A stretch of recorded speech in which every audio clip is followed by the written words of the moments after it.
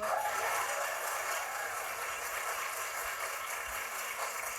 you put videos like that on YouTube, because I think a lot of people use the word anxiety, and some of us don't really know what that means, what that feels like. And those clips were of you going through the process of having anxiety. Can you walk us through how that feels? Real.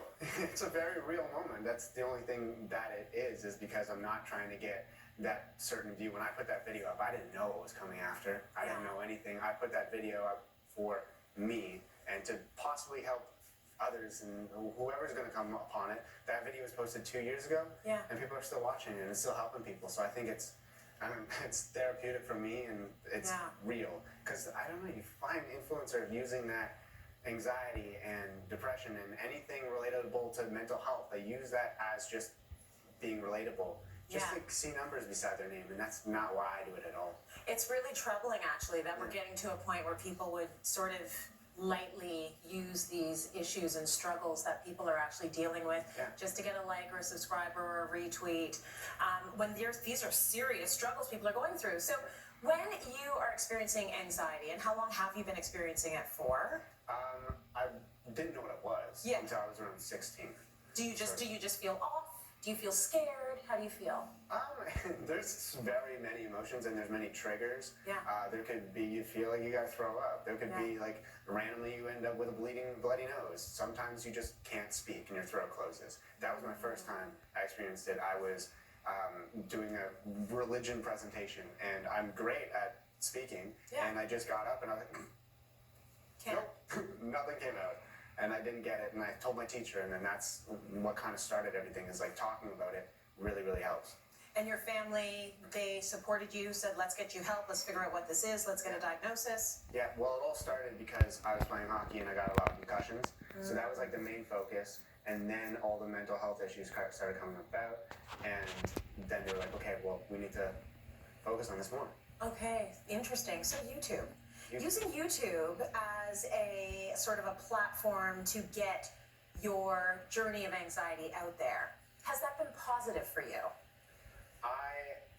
It's been positive, and I wouldn't put a negative beside it. I think talking about mental health is an amazing thing. And that's why I don't, shade influencers who are bringing it up. I just want them to talk about it more about like their experiences. And so when I do that, it's very positive. I get the most positive feedback ever, but it's not always what I want to hear. I don't want to hear that everyone's struggling, but knowing that I'm helping them, that's the positive part of it all. Do you worry sometimes about the content you put on there? Like how vulnerable you are?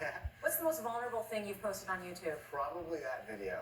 With you just like not feeling good. That video right there. And then you can't see a lot when anxiety's happening. A lot of people, it's not a broken arm. You can't see it. It's not like that. Sometimes it's just your heart's going crazy and you just can't control yourself. And so filming those videos, taking out my iPhone and just putting it down really, really helped me just breathe a little bit. And then that right there, the reason why it was so hard to post is because I didn't know what the video was going to be when I was filming it. Because I was just recording that. And then after I was like, okay, well, I think we have something. So it wasn't scripted or anything. So that was it. Now, aside from people sort of going through what you go through because they get to watch you go through it, do you have advice for people going through anxiety, especially young people? Because you're 23. Yeah. What would you say to a young person who feels off, they feel like they're going through it, they don't know what to do?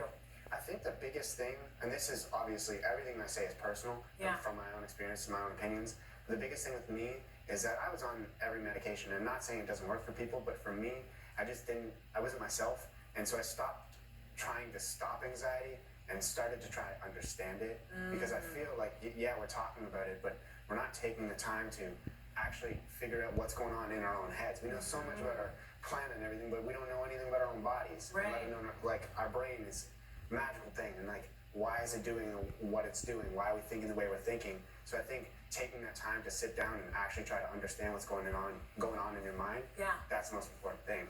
You've said before that people, it's the videos that are online, the people watching them that are just sort of sometimes just spewing hate. Yeah.